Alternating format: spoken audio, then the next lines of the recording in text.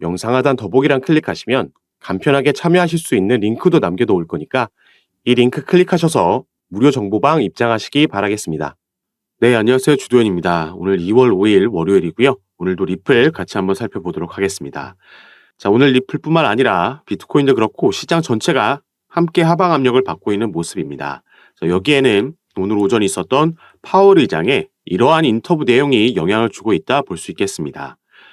또 한 번 저번 FOMC에 이어서 3월에는 금리 인하가 없다라고 단호하게 선을 그었고 신중하게 접근하겠다 재차 강조한 인터뷰 내용이었습니다. 자, 이렇게 시장이 하방 압력을 받다 보니까 리플 같은 경우에는 중요한 0.5달러 지지 테스트를 하고 있는 모습입니다. 그리고 뒤에 보시면 XRP에 100달러 투자했다면 현재 140만 달러를 벌었다. 이런 내용이 나와 있는데, 자, 이 부분 본문 내용에서 같이 한번 살펴보시면요. 자, 이 부분이네요. 리플의 XRP는 최근 조정에도 불구하고 장기적으로는 인상적인 상승세를 보이고 있다면서, 자, 2013년 9월부터 매주 100달러씩 투자했다면 투자금 54,300달러는 144만 달러의 가치가 되어 2,564%의 수익을 기록했을 것이다. 그리고 2018년 1월 리플이 최고점을 찍었을 때까지 투자했었다면 22,700달러를 투자해 현재 530만 달러의 가치가 있으며 이는 23,311% 증가한 수치다라고 말했습니다.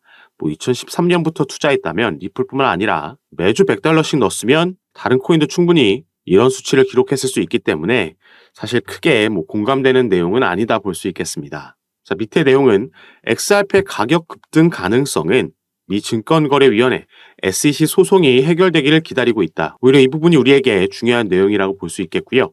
리플의 파트너십, 중앙은행 디지털화폐 CBDC죠. 이 프로젝트에 참여하는 것과 국경 간 송금에 대한 글로벌 채택은 향후 XRP 가격에 긍정적인 영향을 미칠 수 있다 얘기를 했습니다.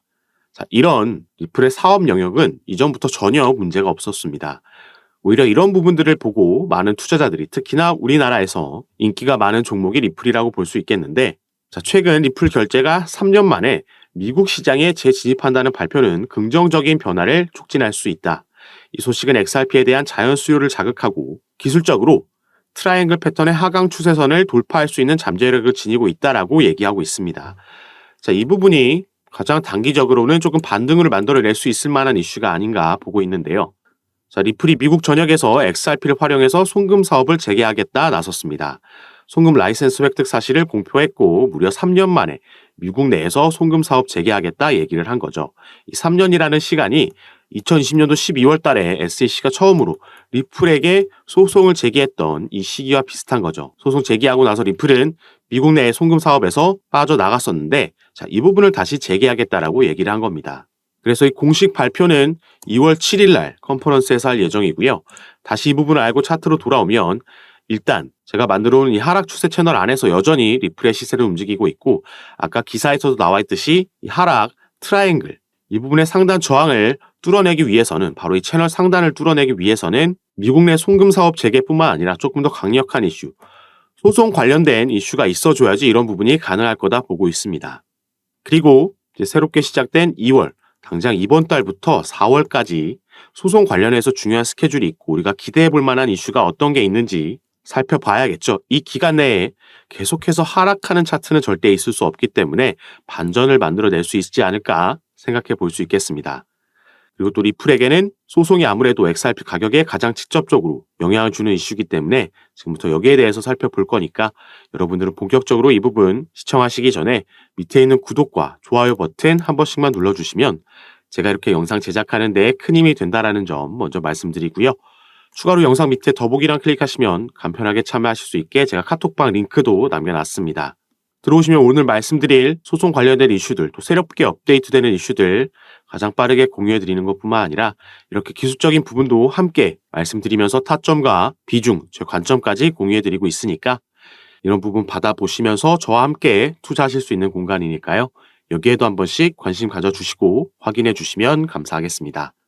자, 그럼 지금부터 바로 이 소송 이슈를 살펴볼 건데, 가장 최근 이 소송 관련해서 나오고 있는 이슈는 바로 이 XRP 판매 자료에 대한 제출하냐 마냐 논쟁이 이어지고 있습니다. 이 기사 내용의 본문을 보시면 SEC에서는 리플의 판매 관련 자료 제출을 요구하고 있고요. 리플은 이 부분이 소송과 무관하기 때문에 제출하지 않겠다라고 답변서를 내놓은 상황입니다. 그래서 이 자료를 제출하냐 마냐 법원의 입장을 기다리고 있는 상황인데 지금 SEC가 이런 자료를 요청하고 있고 또 리플이 거부하고 있는 데에는 이 다음에 지금 예정되어 있는 스케줄 때문이라고 볼 수 있겠는데요. 자, 이 자료는 작년 11월 13일에 토레스 판사가 양측에 보낸 문건입니다. 앞으로의 스케줄을 법원에서 정해줬는데 자, 2월 12일, 올해 2월 12일까지 양측은 이 Remedies Related Discovery, 이 구제에 관련된 서류를 제출하게 돼 있죠. 이 구제라는 건 이 약식 판결문에서 나왔던 기관들에게 판매된 XRP는 증권이라는 판결이 나왔기 때문에 여기에 대해서 얼마의 벌금을 요구하면서 이 벌금 합의로 마무리할 거냐, 이 부분에 대한 서류가 되겠습니다. SEC 측은 당연히 더 많은 벌금을 요구하고 싶어 하는 거고 리플은 반대겠죠. 그래서 이 내용이 바로 이 부분이라고 보시면 되겠습니다. 미 법원에서 리플과 SEC의 합의안을 내년 2월, 이게 작년에 나온 기사이기 때문에 올해 2월이 되겠죠. 이때까지 마련하라라고 명령이 있었던 거고요. 아까 이 스케줄을 다시 보시면 양측이 2월 12일까지 이 서류를 제출하고 플레인티프, 소송을 제기한 SEC를 말하는 거고요. SEC에서 여기에 대한 요약 서류를 3월 13일까지 제출해야 됩니다. 그러면은 디펜던트인 리플이 여기에 대한 반박문을 제출하고 4월 29일에는 다시 SEC가 답변서를 제출하면서 이 스케줄이 마무리되게 되는 거죠. 자, 4월이 되면 이 기관에게 판매된 XRP에 대해서 이 벌금 합의가 어떻게 진행되는지 그 윤곽이 드러날 겁니다. 그러면서 여기에 대한 결과는 5월쯤 나올 거라고 볼 수 있겠는데 자, 4월 달에는 이거 말고도 리플은 또 다른 SEC와의 이슈가 있죠. 이 약식 재판에서 기관에게 판매된 XRP는 증권이라는 판결문이 나왔지만 2차 시장 판매, 개인들에게 판매된 XRP는 증권이 아니다라는 판결문이 나왔습니다. 그래서 당시에 리플이 급등을 만들어냈던 건데 여기에 대해서 SEC가 중간항소를 요청했었고 이 부분이 기각당했었죠. 그래서 이제 중간항소 없이 정식 재판으로 회부되게 된 거고 이게 또 올해 4월로 예정되어 있습니다. 그래서 당시에 SEC가 중간항소를 요청했을 때 법원이 여기에 대한 기각 명령문을 이렇게 보냈었고 이 서류의 가장 마지막을 보시면요. 자, 여기 나와 있죠. Prior to the final pre-trial conference. 마지막 이 회의 전에 이 양측은 shall meet in person. 대면으로 직접 만나서 for at least 1 hour. 적어도 1시간 이상 to discuss settlement of this matter. 합의에 대해서 논의하라라는 법원 명령이 있었습니다. 자, 이 회의는 바로 위에 나와 있는 4월 16일로 예정되어 있고 이전에 만나서 1시간 이상 대면으로 합의에 대해서 얘기를 하라고 했던 거죠. 그래서 우리가 가장 기다리고 있는 이 소송이 종료되기 위해서는 가장 베스트 시나리오는 합의로 마무리가 되는 거겠고요. 그게 아니라면 결국 정식 재판으로 회부돼서 여기에 대한 결과가 나오고 패소한 쪽이 항소를 진행할 거고 결국 대법원까지 가게 되면 이 부분은 추가 3년이라는 시간이 더 소요될 수 있습니다. 그래서 리플은 올해 2분기가 정말 중요한 분기점이 될 수 있다 보여지고 있는 거죠.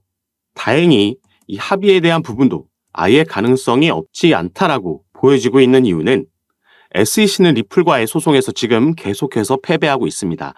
약식 재판에서 거의 패소와 다름없는 판결문이 나왔던 거고 중간항소도 기각당했죠. 그리고 작년에는 SEC는 리플뿐만 아니라 리플의 경영진에게도 소송을 제기한 바가 있었는데 이 부분을 자체적으로 취하했습니다. 그리고 리플뿐만 아니라 그레이스케일과의 소송에서도 패소하면서 결국 이 부분의 영향으로 비트코인의 현물 ETF도 출시될 수 있었던 거죠. 그래서 SEC가 더 이상의 패배를 막기 위해서 벌금으로 합의할 수도 있다라는 의견들이 나오고 있는 거고 만약에 이렇게 된다면 리플은 꽤 큰 금액의 벌금을 지불해야겠지만 더 이상 이 소송이라는 리스크 그리고 불확실성으로부터 해소되는 거기 때문에 벌금으로 인한 지출을 충분히 메꿀 수 있는 긍정적인 결과라고 볼 수 있겠고 또 소송이 빠르게 마무리된다라는 건 더 이상 소송으로 인한 추가 지출을 막는 것도 되겠죠. 그리고 여기서 합의가 된다라고 하면 리플이 증권이다라는 압박에서 벗어날 수 있는 거기 때문에 이게 지금 현재 5월 23일로 예정되어 있는 이더리움의 현물 ETF도 영향을 줄 거고요. 이 부분이 승인되고 나면 그 다음은 리플의 ETF가 가장 유력하다고 볼 수 있겠습니다. 리플은 비트코인이나 이더리움과 다르게 선물 ETF를 출시하지 않았지만 이런 소송 결과를 받아들인다면 굳이 선물부터 출시할 필요가 없다. 바로 현물 ETF도 가능하다라고 생각해 볼 수 있는 거고, 이게 바로 IPO, 나스닥 상장으로도 연결될 수 있는 부분이 되겠습니다. 그리고 이 시기들이 다시 한번 말씀드리지만 올해 2분기 비트코인의 반감기와도 그 시기가 겹치기 때문에 이 부분이 긍정적으로 마무리될 수 있다라고 하면 리플은 단순 1달러, 2달러가 아니라 훨씬 더 높은 상승력을 보여줄 수도 있겠다 기대되고 있는 부분입니다. 그래서 중간중간 어떤 변수가 등장하는지, 이 소송은 어떻게 진행되는지 당장 2월 달에도 관련 스케줄이 있기 때문에 여기에 따라서 시세가 충분히 영향을 받을 수 있다는 점 말씀을 드리겠고요. 새롭게 나오는 이슈들 카톡방에서 가장 빠르게 공유해드리면서 우리는 어떻게 타점을 가져가면 좋을지 그 비중과 전략까지 말씀드리면서 대응을 도와드리고 있으니까 이런 부분 받아보시고 여러분도 투자 판단에 참고하셔서 매매 진행하시면 더욱 좋을 것 같습니다. 그리고 제가 카톡방에서 이런 부분 공유해드리고 잡아드리면서 도움 드리는 거 전부 무료로 진행하고 있는 거니까요. 이 부분 안심하시고 여러분들은 위에 보이시는 제 전화번호 010-6531-7908번입니다. 위에 제 전화번호로 숫자 7이라고만 문자로 보내주시면 제가 이 문자를 확인하는 대로 순차적으로 연락드려서 카톡방 초대를 도와드릴 거고, 또 문자 전송 힘드신 분들은 영상 밑에 더보기란 클릭하시면 간편하게 참여하실 수 있게 링크로도 제가 남겨놨으니까 여러분께서 편하신 방식으로 연락 주셔서 제가 이런 부분 어떻게 도움 드리고 잡아드리는지 들어오셔서 직접 확인해 보시고 판단해 보시기 바라겠습니다. 그리고 카톡방에서는 오늘 살펴본 리플뿐만 아니라 여러분들께서 보유하고 계신 다른 코인들도 마찬가지로 정보 공유해 드리면서 상담 도와드리고 있으니까요. 이런 부분 받아보시면서 함께 투자하실 수 있었으면 좋겠습니다. 오늘 영상도 끝까지 시청해 주셔서 너무 감사드리고 저는 다시 카톡방에서 여러분들 대응 도와드리고 상담 도와드리면서 찾아뵙도록 하겠습니다. 감사합니다.